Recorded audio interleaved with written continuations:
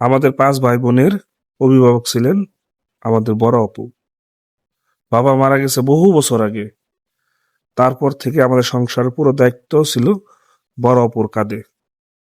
ব- বাবা মারা যাওয়ার পরেও আমাদের বিয়ে শাদী পড়াশোনা কোনো কিছুই আটকে থাকেনি। এই সবকিছু সুন্দরভাবে সাবলীলভাবে হয়েছে এবং এর পিছনে সবচেয়ে বড় অবদান ছিল আমাদের পরম শ্রদ্ধেয় বড় অপুর। বাবা মারা যাওয়ার পরে টোটালটাই মানে পুরো পরিবারটা আগলে রাখছে আমার বড় অপু। আমরা বেশিরভাগ ভাই বোন পড়াশোনা করেছি বড় অপুর টাকায়। তারপর খাওয়া দাওয়ার খরচ, সংসার খরচ, তারপরে হচ্ছে পোশাক আশাক, এই সমস্ত কিছু বড় অপু করছে। আমরা বিয়ে শাদী করছি, বোনদের ভালো জায়গায় বিয়ে শাদী হয়েছে, সবাই এখন প্রতিষ্ঠিত চাকরি করে।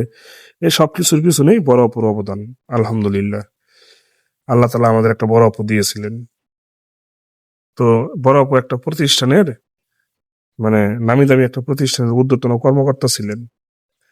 নানাবিধ কারণে সবসময় ব্যস্ত থাকতেন। এই ব্যস্ততার মাঝেও আমাদের কখনো ভুলে যেতেন না। সবসময় আমাদেরকে মনে রাখতেন, আমাদেরকে পরম ভালোবাসায় যত্নে আগলে রাখতেন, সবসময় খোঁজ খবর নিতেন।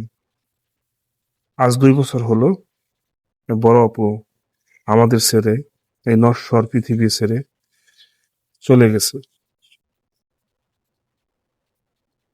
বড় আপু, আজও তোমাকে অনেক ভালোবাসি, আজও তোমাকে মনে করি। যেদিন তুমি চলে গিয়েছিলে সেদিন আমরা দিশেহারা হয়ে পড়েছিলাম। আমাদের জীবন থেকে বটগাছের একটা ছায়া চলে গেছে। আমাদের সবচেয়ে নিরাপদ আশ্রয়টা আমাদেরকে ছেড়ে চলে গেছে। যখন তোমার মৃত্যুর সংবাদ পাই, তখন কলিজাটা ছিঁড়ে গিয়েছিল। মানে একদম দিশেহারা হয়ে গেছিলাম। আমাদের প্রত্যেকটা ভাই বোনের চেহারা যদি তখন তুমি দেখতে বড় আপু,